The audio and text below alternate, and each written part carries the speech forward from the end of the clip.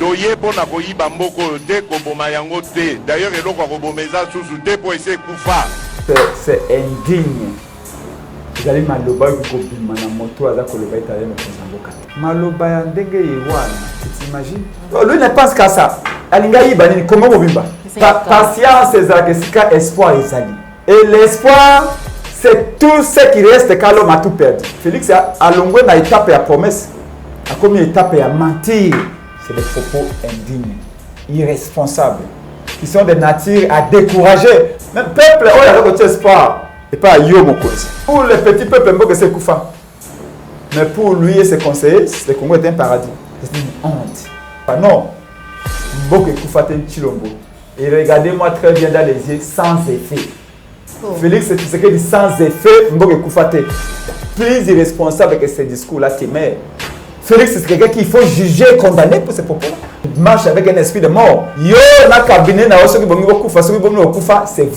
pas les grands Congo. Colonne vertébrale, il y a union sacrée. Elle est constituée à 85% par les gens du FCC. Quand on a accueilli na Kassai, on va préparer à arriver à Kassai.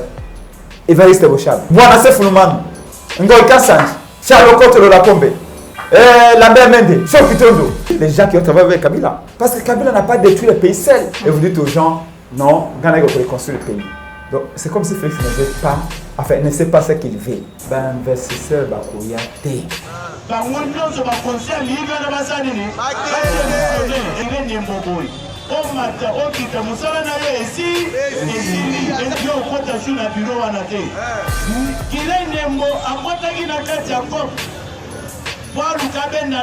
D'ailleurs, toi, tu n'es pas de l'IDPS. Oh, les beaux marchés contre Félix, nous allons marcher contre le conseiller. Non, la Tchèque va conseiller ce qu'il y a. Ils allaient histoire entre Mibi. Ils allaient course à l'enrichissement. Qui va s'enrichir le plus vite possible? Ils étaient à Safou et Kobota Mangate. Moto, oh, il a pouvoir de Miga Kimoibi. À Kopoti Obe Kimoibi. Et les logos moni, nous sommes les bandas. Et qui va encore avoir peur d'aller en prison pour de l'argent?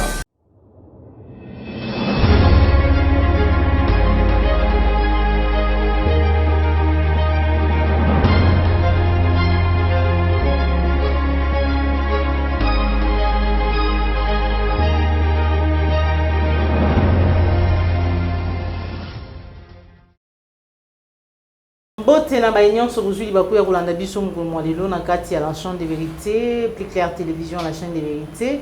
Vous allez belé, merci na confiance au chaque jour vous allez renouveler na kati ya la chaîne plus information réel. Na yango ngolmo lelo nazali na esengo ya kokota banda kuna bino na numéro ya sikala mwana mboka presse penge. Wazali bongo moko ya Baila Muka, azali bongo président ya ADD Congo et le monaye vraiment de tout la mambi matali mboka na biso République démocratique du Congo, situation sécuritaire à partie est ya mboka na biso to kolobela ngo na kati émission na biso mokolo mwalelo po ete tobuti koyoka Museveni koloba ete azali na posa azo autorisation et pas ya bakambi ya mboka na biso po ete alanda ba ADF na kisangani to kolobela yango to kolobela matali déclaration ya chef de l'État na Lodja dans les Sankourou bipa iwapi atali sina mokili mobimba ete mboka si ekufa kala mekasi ye aye po ete aya koyiba te parce que loko ezali ya koyiba eloko ya koyiba ezali te mekasi aye po ete atunga alors que ba détournement ezali ko salamaka chaque jour est-ce que ezali ki moyibi to ki moyibi te to kolobela ngona kati émission na biso mokolo mwalelo to kolobela détournement ya misolo etali G ya francophonie esingela ki ete batonga bandako babongisa. Qu'est-ce qui se passe juste na entourage du chef de l'État tokolobela yango na kati émission na biso mokolo mwalelo mais aussi 14 millions de dollars au ebimaki po ete batonga bitelo na ba hôpitaux na Kasai bipa iwapi batalisi biso ete école moko écoute 3 600 000 dollars kondongwane koti entre Ngoy Kassanj na Marcel Bilomba azali bon conseiller principal du chef de l'État bayimboka bazali komi tuna boni ba travaux boni makambo ekomi kosala maka bongo na gouvernement na présidence alors que gouvernement ezali wana ezali mituna auto kozwa biyano epa ya mwana mboka presse penge bosepela kala lenga bunda kapé pesa kama kanisi pour na mboka na ye République démocratique du Congo. Sans plus tarder, je dis un grand merci na yo papa la yombo zomi si ma caméra, merci na Cordo puis ma Fuku na Joël Gona Go puis Jacques Makabou wana ezali équipe oyo accompagner kanga chaque jour na etumba ya ko pesa bino information yango na sepela ka ete na pesa bango matondo yambo na banda musala. Sans plus tarder, na pesi déjà mbote na invité nanga mona mboka après sepenge mbote na yo. Mbote mopanzi sango mama Joël. Mbote na bakongomani banso bisika binso bazali mvula elamu pona bino banso. Matondo mingi pour nous répondre à l'invitation à Bisso. Cette fois-ci au moins au Yéna plateau il y a Appliquer Télévision la chambre de vérité tout bandana situation sécuritaire à Mboka na Bisso moi na Mboka après sepenge au yambi ndenge nini mayenyo zali ko leka na partie est République démocratique du Congo mayelekana na Kisangani et lelo boyo ka Museveni ko talisa makanisi na ye ya kokota na Kisangani pour na ko traquer ba ADF pe kokota na bipai nyonso oyo ba ADF ba kozala supposé kozala. Situation sécuritaire ezalaka mabe ezali mabe et si rien n'est fait, si on ne change pas de fusil d'épaule, situation sécuritaire va continuer au Kobaoube mabe. Et là, je parle de l'Ituri particulièrement et du Nord. Madame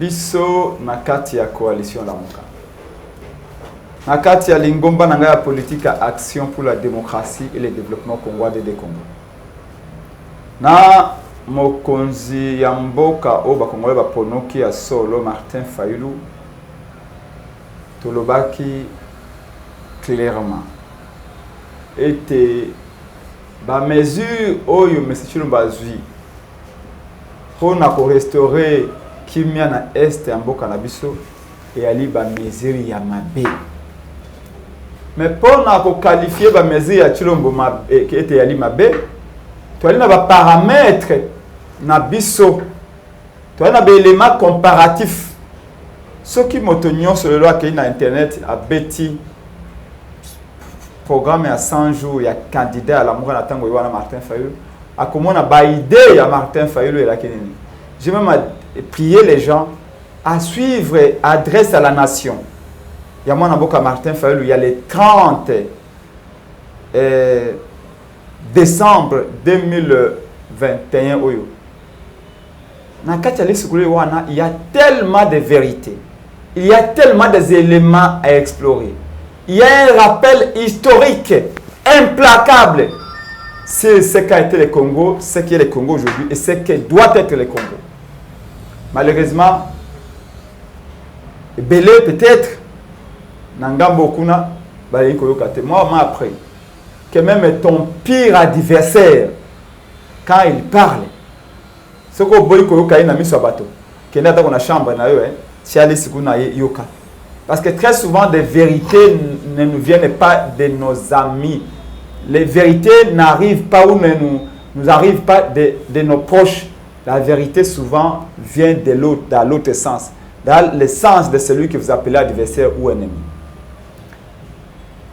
Quand on avait dit qu'au décrété état de piège, mais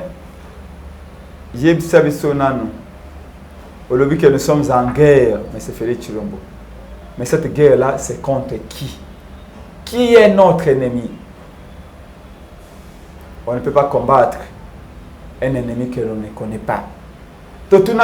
Les quid, il y a des groupes armés, plutôt, il y a des groupes armés étrangers sponsorisés par le Rwanda officiel, je dis Kagame, les Museveni au Congo. Parce que Bangonde Bazali va sponsor. Ils se sont des pécheurs à nos troubles. Museveni sait que tant que le Congo est dans l'instabilité, il continuera à piller les richesses du Congo. Kagame sait que tant que le Congo est en instabilité, tant qu'il y aura ces atrocités à l'Est, tant qu'il y aura une confusion et une illégitimité à l'autorité dans le Congo, ils continueront à piller les richesses du Congo. Qui a intérêt de tous nos pays voisins? Quel est ce pays qui a intérêt à ce que le Congo soit stable? À moins peut-être le Congo-Brazzaville. Là, on peut comprendre dans une certaine mesure. Mais vous voyez Kagame, Museveni, président de Burundi, bandi makongwazo mokonzi a na légitimité. Mokonzi o ali mayele, o ali poser, o a une vision, o ya ko réformer l'armée, ko réformer la police, ko réformer l'économie, atia akima na mboka, o ya ko tia ko fermer ba frontières de manière, je vais dire sécuritaire, frontière Congo comme stable. Mais mukolo yo ana soki mokonzi wana yei. Mais kope ya Kagame ici na Congo, kope ya Museveni ici na Congo, kope ya Uganda, Burundi ici na Congo. Voilà pourquoi tous ces pays ont besoin que le Congo soit instable et surtout que le Congo ait des dirigeants faibles.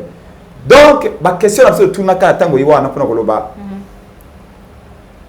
Ba rapport ebele bimi pas ONG que l'armée rwandaise est allée na Congo. Officiellement ou pas, elle est là. Peut-être qu'elle ne soit pas à 20 000 membres en termes d'effectifs, mais peut-être à 5 000, mais l'armée rwandaise est au Congo. L'armée burundaise entre chez nous quand elle veut, quitte le Congo quand elle veut. Nous sommes quel pays? Et malgré tout cela, malgré tous ces questionnements, il y a coalition à Mouka. Félix Tshisekedi dit Kagame est un partenaire fiable, Museveni est un partenaire fiable. Moi, je vais composer avec eux pour restaurer la paix. Et nous avions démontré que la paix ne viendra pas par la voix de ces deux personnes-là. Au Bazali, les véritables pyromanes. Ce sont eux qui ont mis le feu dans la maison Congo, dans notre hutte. On ne peut pas les transformer en pompiers. On avait posé une série de questions. Il nous a dit état de siège, il les a dit solution miracle. Mais curieusement, en plein état de siège, on tue, on viole, on kidnappe. Même aujourd'hui, le lot, je ne sais pas si mon collègue Mitano, aujourd'hui, mon collègue mercredi et jeudi, on a tué, on continue de tuer. J'ai vu encore 2 personnes dans une embuscade de Badief. Il va aller prendre l'armée ougandaise à Yenabango, police rwandaise à Yenabango. Et là, du côté de Uvira, vous avez suivi représentant à la nouvelle société civile et à Tchombela, à Lobby. L'armée, il y a Burundi, Bakoti na Uvira, côté à Kalundu, Bayingeli. Mais et toutes ces armées entrent, personne n'est au courant, à part M. Félix Tshilombo. Robot, le président de l'Assemblée nationale et à Sénat, robot. Des gens qui ne peuvent pas bouger si lui n'actionne pas le bouton. Donc, comprenez-vous que là, quand nous crions, état de siège échoué, état de siège là pour réussir, rebelle, mais les rebelles ont beaucoup de temps. Oh, bakangi ba rebelle, ba na bana ça. Mais ce que les rebelles rwandais, parlez avec le Rwanda. Jugez-les au moins qui rentrent chez eux. Oh, bakangi ba rebelle, ba nani. Qu'on nous dise, on a compris que là où les gens meurent, les membres de l'Union sacrée ont choisi de faire la communication politique, flouer les gens. Mais ba maquillaka vérité. Ba maquillaka, na mona ka bana basi, ce qui ba pakoli ba mascara. Na ba biloko tchaka tchaka na longi wana obi ka biloko na na délai nango so ils pour na 4 heures so 4 heures que silima mu ya momo bani ko bimako la potopoto ça est ndenge wana vérité ato pakoli yango langi ya moment de nous la vérité rayonne tellement à l'interne que rayonnement ne m'appelle banda la vérité est là et ça de ces gens qui échoué aboyi fayu la za jaloux fayu la zali est né monsieur toza est né et penge kutu ba bindo ki abatete la yiwana sikawa parce que les armées à Ouganda, parce que les armées à Rwanda, la police à Rwanda. Mais ce qui était des sièges, ils allaient réussir. Des Boloba qui va au ADF, qui me allaient au quota. Pourquoi vous recruter une armée étrangère? Un homme d'État européen disait, si vous voyez un chef sous-traiter la sécurité de son peuple, de son pays, aux armées étrangères ou à des États tiers, c'est que cet État-là, les États au chef Wana, la dernière chose qu'il veut faire, c'est de jeter l'éponge, c'est de démissionner. Dans des cas, Museveni a lobby ceux qui def va persister, va perdurer dans beaucoup d'analyses parce qu'il y a des conséquences, il y a non-état. Mais ça c'est, il n'y a que Félix qui ne comprend pas ça. Mais maman, tout le monde sait que le Congo est devenu non-état. Quand je disais tout souvent que Kabila nous a piégés, en imposant Félix, c'était un cadeau empoisonné qu'il a donné, même au membre de l'IDPS. Les limites de Félix, c'est que chaque jour, tout ça, comme on a un go. Bolingi était tout le coup la moto. Avec Congo, le coup la biso. Voilà. Mais la limite à Félix, c'est moi, Museveni, premièrement, tant à côté pas Nabiso. Porte-parole du gouvernement, les nouveaux narrateurs, les remplaçants légaux de Mende. Moi, je suis à l'obité, à côté pas Nabiso. L'obité, à l'organisme de côté, 2 jours après, avec on dit Museveni a lobby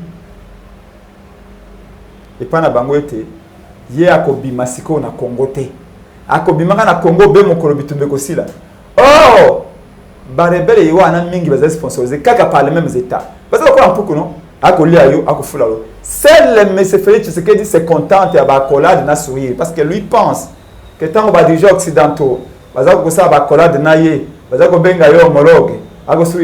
Lui, ça lui suffit. Sourire, c'est ça la nourriture de Félix Tshisekedi. C'est ça sa vie. Que le peuple meurt de faim. Que le peuple meurt de soif. Au bout de toujours, Nzembo ya popopo. Les catholiques, ils ont tango moko boye. Popopo, chaki tembe nini, popo. Tango mobutu. Zamba et zangi nyamate. Maya Congo ezangi mbisité. Ma belle à Congo ezangi kitate. Mais pour la nuit tango ya fête 62 ans après l'indépendance. 62 ans après date il y a le 4 janvier où nos pères fondateurs avaient versé le sang parce qu'ils croyaient à la grandeur du Congo. Ils croyaient au potentiel du Congo. 62 ans après date il y a le 4 janvier 1959, bah Congolais na fête il y a décembre awa. Le 1er puis le 25 tel melo ko lié réalité ba Congolais ba découvrir na ba animaux domestiques na bango ba Congolais ba liemboa en fait ba lenyao mais et tozangi nini c'est comme ça que Museveni a lobby non il y a un non état le quoi un non état yali n'importe qui viendra et voilà donc c'est malheureux tout le monde a compris Dieu merci maman ta on a ko sona bana Beni pendant sona bana Montembo ils disent que nous n'attendons plus rien de ces messieurs là. Merci beaucoup, mon amboka. Après ce peng, nous n'attendons plus rien de ces messieurs-là. Museveni a lobby des conséquences, il y a non-état, il y a Mouezali pour ça, il y a des fois perdurer. Président de la République a lobby, il y a l'autre jamboka na yo. A lobby était mboka c'est kufa kala. Baye ko pomola mboka te, qu'est-ce qu'il y a l'état te, baye ko yibate, mais kasi baye ko bunda, baye ko sala po ete mboka ezonga, mboka ezala malamu. Pourquoi? Parce que mboka kufa banda kala mona mboka presque penge oyambi yango ndenge nini alors que tozali koyoka wa lelo 15 millions de dollars détournés 14 millions autant de millions de détournements et de détournements pour to benga ngo vol peut-être to ba bongo mais kasi tango ko ba ete mboka kufa apparemment mboka eza sous lelo côté mona mboka toye pona koyiba mboko te koboma yango te d'ailleurs eloko kobomeza susu te po ese kufa. D'abord madame c'est indigne. Ils allaient maloba ko bima na moto aza koloba italien mo konzamboka te. Encore une fois une preuve qu'ils n'étaient pas préparés à gouverner les grands Congo que nos pères fondateurs ont rêvé. Oui, bato bas zuili panda batanga ki mingité. Batambola pe mingité na bamboka ba paya lokola bisolelo. Mais jusque-là, on n'a pas encore fait mieux que eux. Ça, nous devons en avoir conscience. Malgré nos diplômes. Maloba ya ndenge yewana, tu t'imagines? Mokonzi ya mboka lekei deva bato. Alobi na bango, mboka Congo ese kufa nango banda kala. Bokanese tutoyi koyiba. Elo okutu ya koyiba yalité. Lui ne pense qu'à ça. Lui ne pense qu'à ça. En fait, alingayi banini Congo mobimba. C'est une base de la patience quand même parce que magambo ezali belembo ke kufa banda. Patience ezali espoir ezali. Et l'espoir, c'est tout ce qui reste quand l'homme a tout perdu. Mais même l'espoir, les Congolais ne l'ont plus. Comment avoir? Même moi, je suis en 5 mètres. 5 mètres et boleki yango omemi été. Donc on ndako motane yiwana ko mema o. Boleki ndako motane omemi été. Troisième promesse moi na koboya. Moi na bandi ko lela mbala moko. Qu'est-ce qu'il n'a pas promis? Qu'est-ce qu'il n'a pas dit? Le problème c'est que Félix a longué na étape ya promesse. A commis étape ya mentir. Pourvu que ça dure. Là c'est alors c'est les mensonges. Tu sais ce qu'il a commencé tout d'abord par dire. Olenga banaki na mbujima bo votenga pona bo ali makila na ngai masha mumen akei na loja lobi bino pe bo ali makila na ngai na loja awa na sanku awa parce que bakoko na ngai bakokolo na ngai bazali pe origine ya sanku. C'est comme si il est dans une tournée de recensement de son sang. C'est comme s'il fait une tournée dans les Grands Kassai pour rétablir sa généalogie. Ou chercher tout à consanguinité avec lui. Mbujimai, Boa Makila Nangai Bobo Tengai, Loja, Bakoko Nanga Pe Bazaki Bojune à Sankou, Boko Tengai. Finalement, qu'est-ce qu'il veut? Lui pense que rien qu'avec sa tribu, il peut devenir président. Ah, c'est pas si ses conseillers lui disent quoi, c'est pas si ses conseillers boivent quoi, avec comment on a un meeting, où tout le monde est yéna battu menakanini, parce que sincèrement, même un gars, tant on a un niveau de diplôme d'État, je ne pourrais pas dire des choses comme ça.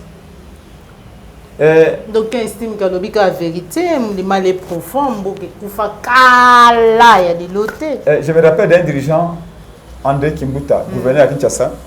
Oui, à l'Obaka, à Seskremaka, Mogabi, à Mbokoyo, que Bonga se soutient. C'est des propos indignes, irresponsables, qui sont des natures à décourager. Même peuple, oh, il y a un espoir. Et pas à Yo Mokonsi. Parce que vous avez un Mboke se couvre dans le Kala. Et là, vous avez un Mboke qui est sous. Et bon, 292 millions de dollars, oui, à consommer jusqu'au mois de novembre 2021. Donc, pour les petits peuples, Mboke se couvre. Mais pour lui et ses conseillers, le Congo est un paradis. C'est une honte.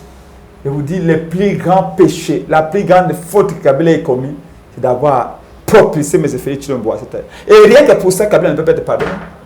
Après Chani de Maluku, après le massacre, un des plus grands péchés commis par Kabila, c'est de propulser M. Tshilombo à la tête de l'État. C'est pour nous humilier. Et on a vu. On a vu. Donc, aucun analyste n'a en profondeur, c'est maintenant qu'il découvre que les Congolais souffrent. Ce qu'on a dit, Malam, Kobanda Mbujimai, partout, c'est maintenant que Félix découvre que les Congolais souffrent. Je me demande, étant dans l'opposition, lui, il pensait quoi? Il réfléchissait quoi?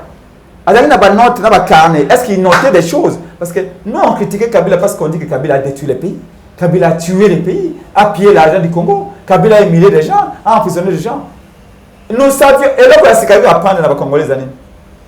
Les gens, l'autre, dit centre à Congo. Je dis bien centre et géographie à Congo. L'autre, ils allaient ville stratégique. L'autre, il y a maïté. Et il y a couranté. C'est ok, il y a une école à l'autre, tout ça. Hôtel, il y a une réalité. Il y a une réalité. Voilà. Un chef vient donner, pas un espoir. Commence par dire, dans les 3 ans, on a salé. Bon, on a bien à l'Odja, on a bien à Saki, on a salé Binoboy. On a salé Binoboy. Yo, ok, comment on a lobby à Saïd à l'Odja. Donc, pourquoi ça y est, on a lobby. Là, les 3 ans que j'ai fait, on a salé Boy, mon niambo. Maintenant, on a 20 mois, on a tiré en 2015. Bon, Pessangaï, bon, soutenir Ngaï, 20 mois, on a tiré en Guana. N'a pas ça sur le collègue. Mais tu n'as rien fait. Tu n'as trouvé des miens à Kolobana été Mboka essaie Koufa. Non. Mboka Koufa Tshilombo. Et regardez-moi très bien dans les yeux, sans effet. Oh. Félix, tu sais que dit sans effet, Mboka Koufa. Akeina Abanina Mbujimai. Kasai Koufa. Baboma Kasai, mais Nabino Bakasayente. bato baboma Kasai ezali bato bandundu ezali bato ya Bakongo ezali bato Équateur ezali bato ya Katanga ezali bandoki ya Katanga ezali ba kombantaba ba chef na yo atika na poto ezali bana ya Nord Kivu bana Maniema. Plus irresponsable que ce discours-là, Timé. Tu ne peux pas diviser. C'est un discours divisionniste, séparatiste. Est-ce que vous vous rendez compte? Les qui n'habitent à Kassai, ils ont 5 à 10 ans. Donc, parce qu'un président, il est handicapé, il est intelligent, il est illettré, il est savant. Ce qui est le fait d'être président n'est pas naturel à certains aura. Naturel. C'est pas tout le monde qui fait ça. Ils ont été pour balingi. D'ailleurs, Banakasa, ils ont dit que Toyambi était pour aller membre de sacré. Toyambi était pour aller bola pour Nakasai. Toyambi était pour aller makila et tiens Tshisekedi de Amulombe. À lever ça, Félix Tshisekedi, on n'aurait pas réussi au Kasai. Mais maintenant, petit na biswana au bazar fasciné. Même Kabila Yosef. Quand Yosef faut to begani obo. Ce qu'on a l'équipe na balabala abo. Mais les gars, par la curiosité d'un ancien chef d'État. C'est normal. C'est normal. Même yo, maman, le président de la République, même une journée après, tout va courir batala. Président Bazandegene. Ça ne veut pas dire que non, parce que tu vas l'ingio, tout va te l'ingio. Premièrement. Deuxièmement, nos enfants du Kassai, tant que Bayoki, Azali Koloba, Ndenge Yo a été Kassai et Koufi. Mais il y a beaucoup de Kassai et Ali Binouba na Kassai. Ceci sous-entend que bato abomi Kassai, et bato autoki na Équateur, et bato autoki Katanga, et bato autoki Maniema, bato autoki province orientale. C'est un discours qui a c'est quoi ba diza ba méfiant ba bien donc ceux qui na Kassai to kufanzala. Donc ils allaient courir bato Équateur de ba copier par la biso. C'est-à-dire que moi nazo quoi na espérer la koloba été donc ba équatorien bazali ennemi ya bana Kassai. Bakatange ba yebe ennemi ya bana Kassai. Bana Nord Kivu ba yebe ennemi ya bana Kassai. Bana bandu du Bakongo ba ennemi ya bana Kassai. Bana Maniema. Donc c'est quelle méfiance ça doit s'aimer. C'est un discours ma bena ngo qui m'a dit 5 ans, 10 ans, 20 ans. Alors Félix c'est quelqu'un qu'il faut juger et condamner pour ces propos-là. Alors maintenant avec Baksakuna donc j'ai l'impression qu'il marche avec un esprit de mort. Mais tout le monde sans effet. Voilà. Yo na cabinet na oso ki bongi bokufa, so ki bongi bokufa, c'est vous, pas le Grand Congo. Oui, le Congo est à genoux. Le Congo est à genoux pourquoi? Aujourd'hui, ce qu'on l'a dit très bien, ossature, colonne vertébrale, il y a union sacrée. Ils allaient constituer na 85% par les gens du FCC. Tant accueilli na Kassai. Maintenant, on va préparer à arriver dans Kassai. Évariste Bochab. Qui a travaillé avec Kabila pendant 19 ans. Bwana Sefoulouman, ministre de l'Intérieur Kabila pendant plusieurs années. Travaillé avec Kabila pendant 20 ans. Na papa na ye mwana. Ngoi Kassanj. Charles Koto Lakombe. Lambert Mende. Cheo Kitondo. Ce n'est que ces gens-là qui travaillent avec lui, les gens qui ont travaillé avec Kabila. Parce que Kabila n'a pas détruit le pays seul. Kabila a détruit le pays avec Bati. Kabila a détruit le pays avec Mende. Kabila a détruit le pays avec Citoyen Bosso. Donc, comment voulez-vous promettre les changements avec les gens qui ont tué le pays hier avec Kabila? C'est les mêmes qui ont massacré ce pays avec Kabila. C'est les mêmes qui sont autour de vous. Et vous dites aux gens, non, Ghana va reconstruire le pays. Donc, c'est comme si Félix ne sait pas ce qu'il veut. Et même quand il parle avec une telle facilité qu'on se dit, mais est-ce que vraiment avoir un micro, il a le temps de cogiter, de réfléchir, de conseiller. Mais tant que on a DJ, une soirée, on va voir des nuits autour de lui, ceci explique cela. Et donc, Mboloko akoboto bemboloko mboloko akobota encore été moi namboka après ce peng est-ce que dans le lenge discours déjà bien Rosalie vraiment vous critiquer en ngoloko la ba congolais belé ba be ko bimate na monoko ya mokamba mboka ba investisseur oh yi alukela kabiso tongo midi pourquoi kozala ba voyage belé pour na kolukela biso ba investisseur pour na diplomatie est-ce que boye tango yé moko lo bete mboka kufa déjà banda kala ba investisseur ba ko ya va faciliter Maman, ben investisseur bakoya te. Tango mwana mboka Adolphe Muzito Mfumu pa alobi likambo yiwana abibe investisseur bakoya na Congo te balobia Muzito Moloki ya Congo mais balobi na français l'homme prudent voit le mal de loin. Adolphe Muzito asaki otobenga na science politique prospective politico-économico financière voire même sécuritaire atala abime totalement profil à Chilombo. Est-ce que son profil, c'est un profil vraiment pour les jobs qu'on veut Kabila lui a donné? Le background à Tiango Pembeni. Atali composition, il y a équipe gouvernementale. Atali alliance, il y a Kabila. Atali yemo cabinet naye tribalisé jusqu'au au fond, nous dit non. En mettant ces paramètres ici, nous ne pouvons qu'aller vers un naufrage garanti. Mais quel est cet investisseur qui a la condition? Maman, notre téléphone n'a pas de Angers. Ça va coûter peut-être $200 à Pampa. Ce qui y a, madame journaliste à Aboye, Joël, tu parviens ou vous parvenez à me citer un seul projet. Il y a M. Félix Chilombo ou un seul programme où il y a initié. Où il va détourner Falanga à l'état. Si tu me cites ce programme-là, un seul programme, mon téléphone n'a pas manqué. On est défi, moi, quand même Paul, même les réalisateurs de la défi, a soufflé.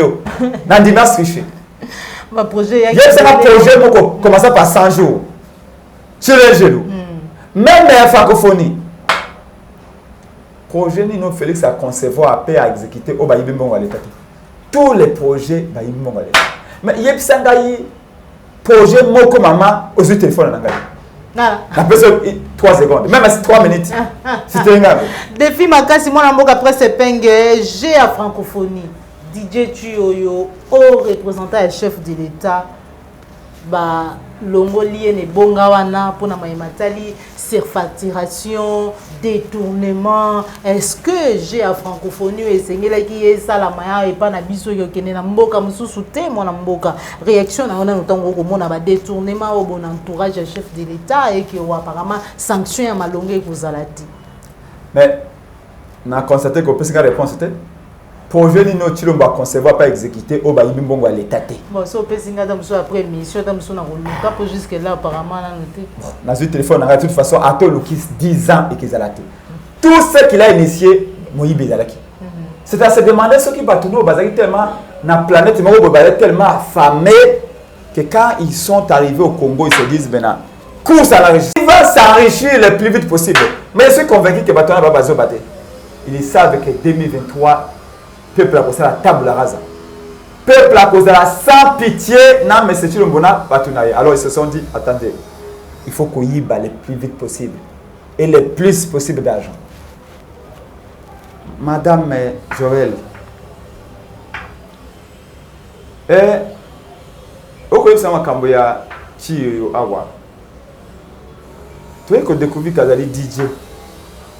On a animé la Suisse. Il y a 20 ans passés, hein. Les alliés du Kambouté, les alliés du Kamaté.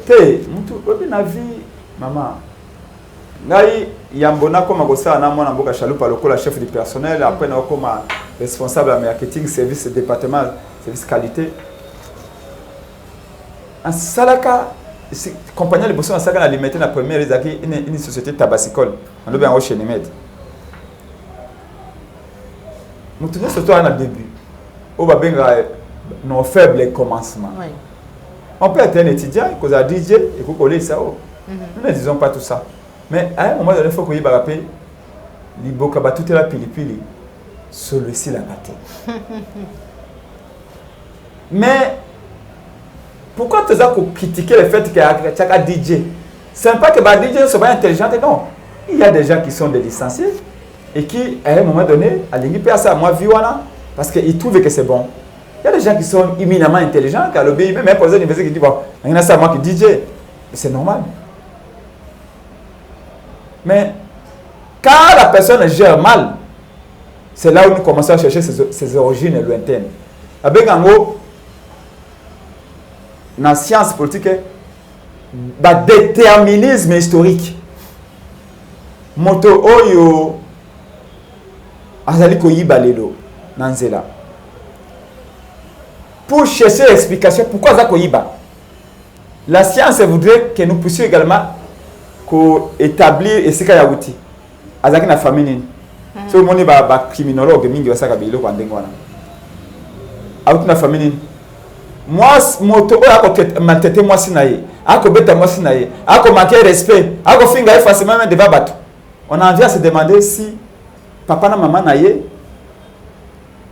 Papa va nous finga maman na été.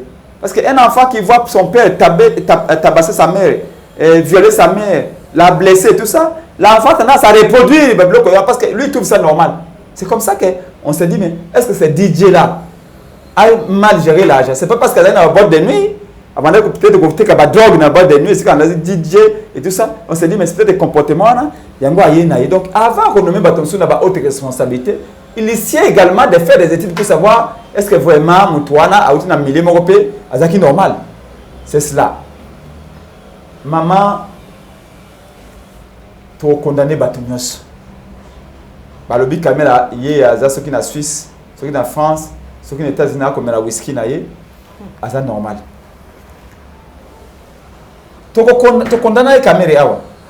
Oh, caméra est bloquée, caméra est Moutoumabé. Oh, FCC de Batoumabe. Asali agence et lutte contre la corruption. Azu moninga na yango bazaki na poto na Belgique a nommé les couleurs agence iguana. 2 semaines après, la personne qu'il avait nommé pour lutter contre la corruption lui-même a été corrompu. Azu awa atie lobo masana est conseiller naie. Son ami est venu a commencé à falsifier et même imiter sa signature. Mais maman, à un moment donné, on doit se poser des questions. Est-ce que c'est le sélectionneur qui est mauvais ou c'est le sélectionné? C'est comme un sélectionneur dans une équipe de football. Ibenge est sélectionneur national. Avec ses joueurs congolais en Suisse, en France, en Angleterre, en Danemark, mais les joueurs ont tout foutre. À un moment donné, on se dit bien. L'équipe est pour chaque fois. Pourquoi? Est-ce que Ibenge pose problème? Ou bien les joueurs qui sont sélectionnés ne vont pas poser problème? Maintenant, ça peut se demander. Et puis, bato yo wana nyoso yé muta benga bango. Abenga bango sur base de quoi? Comment on peut se tromper si toute la ligne qui nomme une personne qui vient voler, on peut dire oui, il s'est trompé sur ces choix-là. Mais 90% de tous les choix que Chilombo effectue, opère, ce sont des médiocres. Ce sont des pilleurs, des voleurs. À un moment donné, on fait dire, le vrai problème, c'est Chilombo lui-même. Yango ba Congolais ba lobby 2023, il faut les dégager, il faut déraciner. On va plus se contenter de couper ba étape et abanzete. Il faut cette fois-ci déraciner Chilombo lui-même qui pose problème. On a détourné partout. Mbongo ya francophone. Maman, bino boyoki ni solo. Ngai na kei na sauce. Na vandi na batete na moni chauffeur moko akoya. Aki komona chauffeur na ngai papa. Angina lo bana prince penge chauffeur nanga lo na habité tika nanga lo ba prince penge na moni ba ko lo bana bi ndeko tika yaya ayi papa na ali chauffeur na makamba francophonie ngaba lo kangai to uti ko zo délégation ya Sénégal to uti na lo anjili monta o ya leka kaliboso ko sala basire pi popo panzanzela ba délégué ba pays étranger ba yepo na makamba francophonie monta to ko na nzela bo pi popo to komi na bitabe kadire sili na moto to sundolie na bato ba ko ya babi menini bo babi kabira wa esili to bandi ko ya ka biso mona ba embouteillage ya chango ndengwana alobi il y a 5 jours un délégué à Sénégal a démissionné na abi. Je n'ai jamais vu des gens aussi indisciplinés que les Congolais. Mais à Bossane Kolobaïté, je n'ai jamais vu des gens aussi indisciplinés qui entourent jamais ce Chilombo pour organiser déjà francophonie.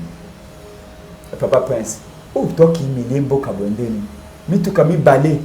Oh, tu vas nous savoir la course. Moto wana za na tête ya makaba francophonie et sika kei na ngoto ko yebate. Possiblement ba détourner mituka yoana. Papa Prince, botia makele, sinon to kozwa soni. Ba bandi ko lo badena entourage que francophonie lingelo na Congo et que na Rwanda. ndako misato oya kende Félix Tshilombo kende ki inauguré awa na terrain ya Parc 5 wana na Saint Raphaël c'est comme si toko beta balle alobi mituka albi ndako yiwana soko kei le prince okomona obe manza da pamba meka ko tia lisu na kati okomona eloko ya lité sika ba komi koloba ete ba oma ba étudiant o ba tchaki ba couleur awa moya ko zonga ba étudiant na ba oma ya lité faut que zano gens francophonie ya bato ya francophonie ba athlète wana ba kende ko vanda kuna baza loger na ba oma ba étudiant donc ba étudiant ba ko za ba oma ba étudiant mususu bazonga ba Équateur pour na famille awate likolo Félix abengana bana oma de manière précipitée Betidia musu bazonga Kasai musu bazonga na Bandundu bazonga Katanga po betidia mingi baya kotana na kisa awa bana ba famille na homme ne ba vivaka et lelo c'est commandé sika ba accueillir ba gens francophonie. Qu'est-ce qu'on va dire? Le budget ya francophonie, j'ai francophonie passe de 48 millions de dollars à 200 millions de dollars pour na de connaître oh ya population sa compétence na moteur ya francophonie. Soko tiki francophonie okay kuna kotala conseiller na Bilomba à construire l'école la plus chère, l'école primaire la plus chère en Afrique et au Congo. 3 millions de dollars pour une école de 6 classes. 3 millions de dollars. C'est Marcel Bilomba où il y a un acharnement contre Caméra Lobaka. Il produit plus de 50 notes techniques en une seule semaine. Azali bato ba kotela mila makambo wana notamment ngoika sange sengeli bo senga ba facture bo senga nyonso po ete bo mona si ya yi surfacturation ou makambo susu bien que Kabunda ko senga justice Kabunda moninga na Kabunda ya parti dans lobby yango mais ye Kabunda ye moko a dit qu'on construit école moko na 300 000 dollars. Des écoles ça fait 700 000 dollars 350 000 dollars. Des écoles ça fait 700 000 dollars. Maman, sois un peu logique. Ndeko na Kabunda tanga uti katanga azaki piéton. Tanga uti katanga ngai prince penga na kotambola mutuka ya azaki piéton. Mais ngao yanga mutuka na yibate. C'est pas matin faire tout ça na l'état te. Ngai na ndosa mosa na ngai ba ko futa ngai da soma mutuka na ngai pona na iba ko memba réunion pe ko memaka ba combattant. Kabunda ye awa akina musalate. Chômeur. À peine 3 ans Kabunda a commis à 700 000 dollars, 350 000 dollars au Tonga ba école. Aza président de l'Assemblée nationale, vice-président de l'Assemblée nationale ou premier président de l'Assemblée nationale. Salaire na bango bazak estimé à 35 000 dollars par mois. Ce qu'on a 3 ans où il a salaire le vice-président de l'Assemblée, premier vice-président de l'Assemblée nationale. Tout en sans oublier que à ça qui plus de 6 mois ou 4 mois, ba bengana qui est. Où est-ce que Kabunda a eu 700 000 dollars pour nous retourner à l'école? Ce qui a commis constat de don il y a 700 000 dollars. C'est qu'il en a épargné combien? Déjà, c'est plus d'1 million de dollars. Kabunda, jamais Kabunda. Oh, il y a 3 ans, il était chômeur. Qui fait un don de 700 000 dollars? Maman, mon délai, tu vois un peu battu, tu as juste salaire, par exemple, 35 000 dollars par mois. Tu multiplies par 3 ans. Impossible, cause de l'union surtout à salaire, au ça donc. Tu peux nous dire comment tu achètes ta maison qui avoisine 1 million, plus d'1 million de dollars. Fallait le pas ton Faden House. Attends, le lieu à 6 millions, 5 millions. Mais parce qu'il fallait le directeur pendant autant d'années. Après que soit moi, bani, tout ça pendant autant d'années. D'attendre encore qu'une entreprise privée où la gestion est très contrôlée. Donc, maman, du début jusqu'à la fin, de la base jusqu'au sommet, nous avons affaire avec des détournés, des pillards ou des pilleurs, des gens qui sont venus que pour s'enrichir. Mais déjà, donc, il y aura rien. Qu'est-ce qui se passe entre Guilain Nyambona et Nicolas Kazadi? Déjà, tout le monde est basé des pèses qui sont à démission. Il y a Guilain Nyamboso qui déjà est président de la République à Zongibou. Je sais, ministre des Finances Nicolas Kazadi. Toyoki batu babimisi makambu ya lukuta contre Nicolas Kazadi. Lelo il faut boye ba vérité. Eza boye te. Awa to pakolaka mutu mafuta te soko za muibi to koloba za muibi. Boye ba banani babimisi likambwana. Et lelo tozo senga de mission na bango. Ceux qui fait chef de l'État hier to kenesting na oya. bango nyonso baconseil libi wana basalini batémissionné eza boye te dossier ya Nicolas Kazadi euti wapi babimisi dossier balobi teke Fukurume entreprise wana ezaka na Katanga bakorompre Nicolas Kazadi avec 5 millions de dollars. Mais nzoka nde eza makambo ya lukuta problème na bango ezali comme bayebi ke Nicolas Kazadi en tant que ministre ya finance azobloke bango moyen bimisela bango mbongo na bamatch na bango eza te. Il faut pas créer les dossiers. Nani a créé dossier ya Nicolas Kazadi directeur ya cabinet chef de l'État Guilenye et Boye Bisa Guilenye Mboboy omata okita musala na yo esili eza boye musala na esalini musala Guilenye mwesali soki chef de l'État ye yo okota su na bureau wana te même Kamere tozali kolobela ye boye mais amonaki neti bavanti. Comment expliquer cher combattant dès que Fukurume il faut pas foutre dans l'État congolais par milliards il y a une taxe à l'État. Est-ce que bakoke ne recertifie pour les 5 millions de dollars nous sommes des années qu'il est nembo à côté qui n'a qu'à tirer pour le cabin d'Allah Nicolas Kazadi a levé pas question moyen de Bibisambongo et Zate. Comme il y a déjà que nous avons un dossier, un conseiller, on a un cabinet, on a besoin de tourner un bon projet de Tilengelou. Nous avons un lobby à Koufaye mon côté, il faut nous cabaner comme tout ça. Nous avons lancé un message. D'ailleurs, toi, tu n'es pas de l'IDPS.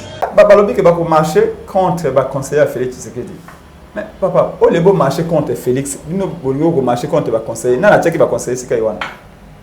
Ces gens-là ne comprennent absolument rien. J'ai entendu les combattants en Balobi, fait Yangoyo, ils sont combattants au Burundi pour rien. Les conseillers vont mêler le champagne, les ministres vont mêler le whisky, les députés, ils sont combattants sacrifiés de la République. Non seulement le chômage, mais même à ta graine et à l'os aussi en beauté. Ils allaient histoire entre Mibi. Ils allaient course à l'enrichissement. Qui va s'enrichir le plus vite possible?